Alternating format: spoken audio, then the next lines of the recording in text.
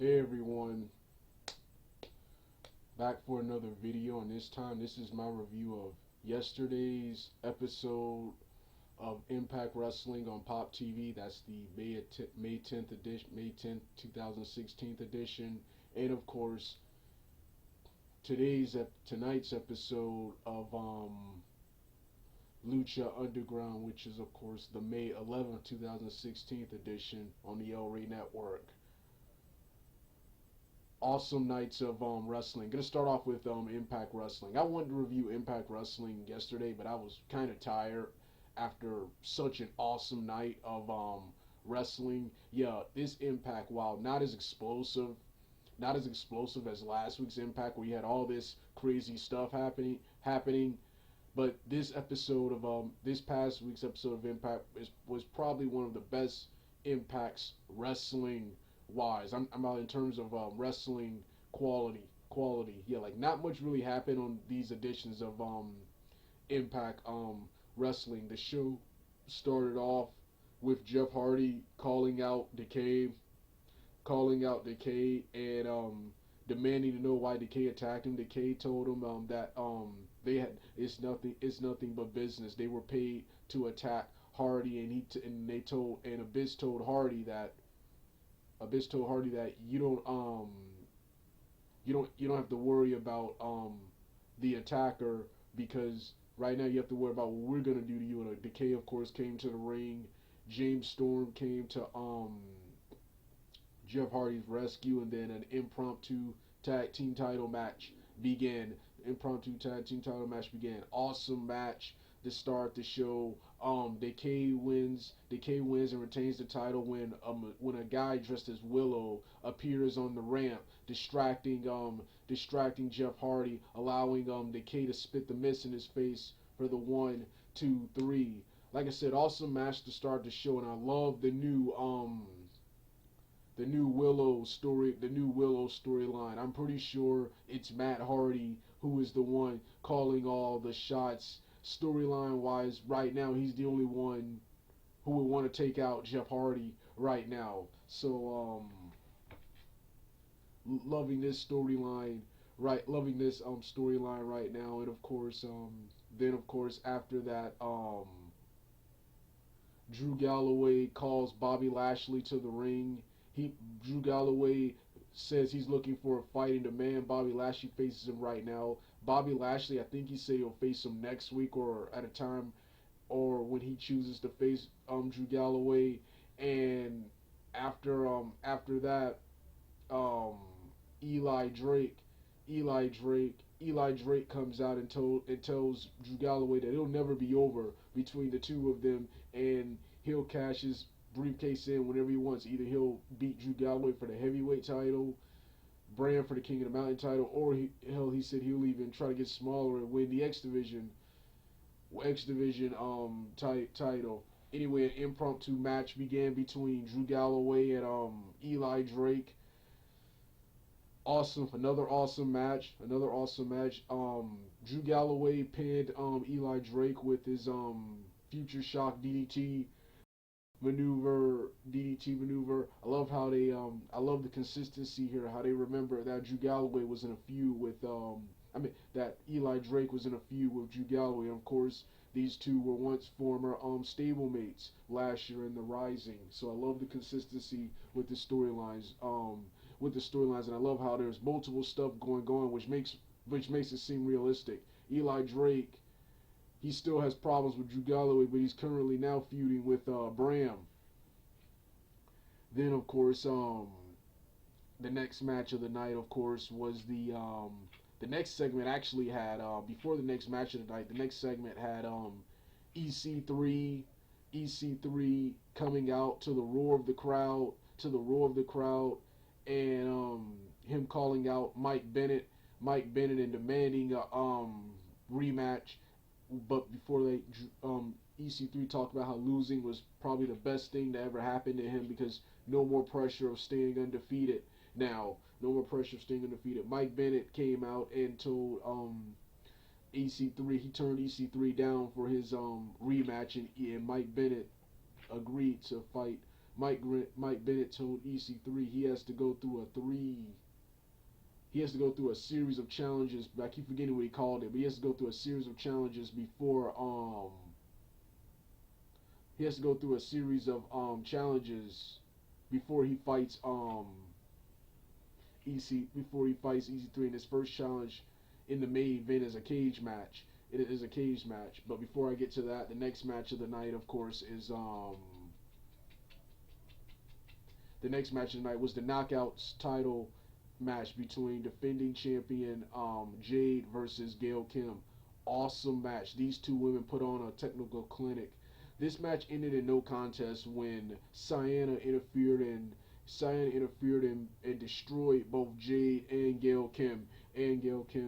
Um, like I said, just another awesome match. Then of course next was intense promo from Al Snow, an intense promo from Al Snow, who was at his gym training students, saying that this is how you get into the business.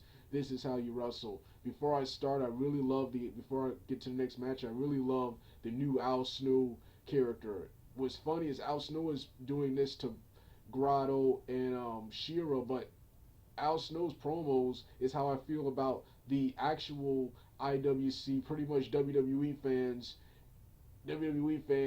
and of course wrestlers in WWE like Roman Reigns, Baron Corbin, and previous wrestlers like Triple H and Cena, and wrestlers being pushed because of their size. And I don't have that much of a problem with the Miz anymore, but I used to have a problem with him getting pushed merely because of his connections because of his Hollywood connections before WWE. So like I said, I love the Al Snow character because that's how I feel about the IWC. Al Snow, in his in-ring promo before his match with Shira, he says he attacked the critics of TNA. He says back in the day, if he watched something he didn't like, if he saw something he didn't like, he would never watch again. Yet you got you got annoying WWE fans or annoying TNA haters who constantly come online, who constantly come to TNA videos,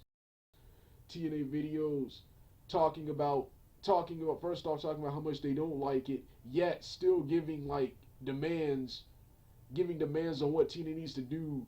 Needs to do. They have this like mindset that TNA has to impress them when they don't even like or care about TNA. They don't even like or care about TNA. Most of WWE fans have wished death on TNA. So I like that promo from Al Snow. I'm gonna respond, but I'll talk more about the IWC later. Right now, let's continue with the wrestling. Like I said, this was another awesome match between Al Snow and Shira. The match ended when after Al Snow hit his signature maneuver, the Snowplow, Grotto came to the ring and distracted Al Snow, allowing Shira to hit the sky high for the 1-2-3, and Al Snow cut another intense promo at the end of the match where he criticized Grotto's interference and claimed he was playing by the rules. Main event had EC3 come to the ring, cage set up. Mike Bennett came out and told EC3 the first demon from his past he has to face is of course Rockstar Spud. Rockstar Spud. This was an awesome match. I always love it when Rockstar Spud and EC3 wrestle. Not only is this an awesome feud, but they give you a different fight, different match every time they wrestle. And I like how Rockstar Spud, he was much more intense and much more devious in this match than he was in the awesome street fight they had back in March. I love the street fight they had back in March, but I hate how Rockstar Spud, I understand he's a heel now, but I hate how Rockstar Spud in that match went back to the cowardly heel character when he stood up and it took EC3 to the limit. So he should be like unafraid of EC3, and like I said, I love it. The more intense, the more aggressive, and more devious Rockstar Spud in this match. And I remember seeing this match on one of the spoilers. I remember seeing it for the spoiler of last week's show. But I'm finally happy it aired on this week's show. I hope the X Division match, which that's the only thing this show was missing, was an X Division match. I hope the X Division match between Mandrews and Trevor Lee will air on a future episode of Impact Wrestling like this one did. I remember seeing this match tape for last week's show, but it aired this week. It aired this week. So like I said, another awesome match. EC3 wins after I think 12 minutes of action. EC3 hits the 3%er for the 1 2 for the 1 2 3. So that's the first point. He's defeated the first demon from his past. He's defeated the first demon from his past. Like I said, not as crazy or as explosive as last week's episode of Impact Wrestling, but this right here is probably the best episode of Impact Wrestling, wise, when it comes to match quality. Now, the next now time for Lucha Underground, which was also awesome. I didn't like last week's edition of Lucha Underground, which is why I didn't review it. But tonight's episode of Lucha Underground was awesome. The show started off with Dario Corto meeting with a mysterious man inside a bar, and the mysterious man told Dario Corto, first asked him, is he running the temple? Dario Corto responded yes, and he also said the mysterious man told Dario Corto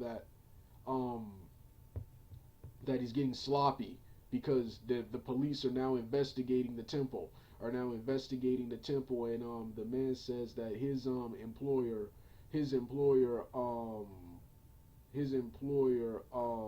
says the temple is real important to him.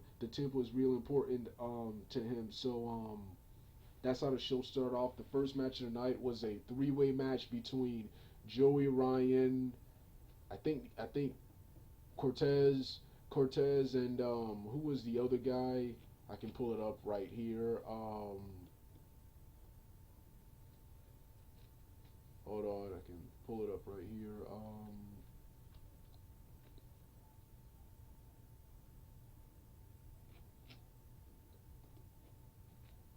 On the computer right now. Can't remember the third guy's name. Sorry about that.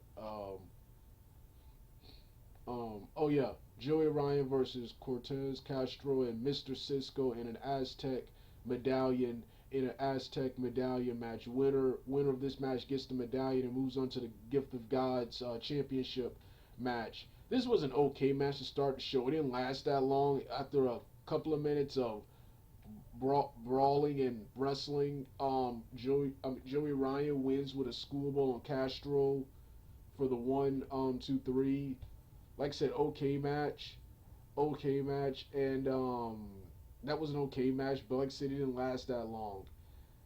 The next match, of course, was the trios tag team match between defending champions Rey Mysterio, Dragon Azteca Jr., and Prince Puma versus Son of Havoc, Ivelisse, and Johnny Mundo for the Lucha Underground Trios championship. This was a phenomenal match. Too much action to call. The match ended when Puma hit the 630 splash to pick up the victory. After the match, Taya attacked Ivelisse from behind. The main event was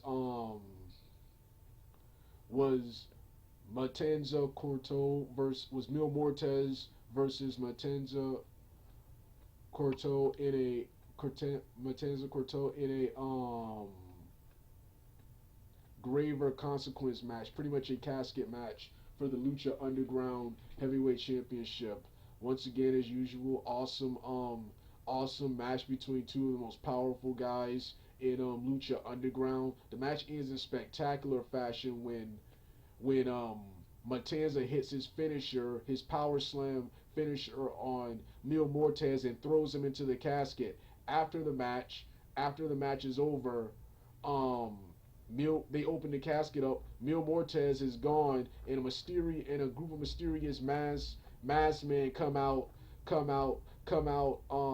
to retrieve the casket, and behind them is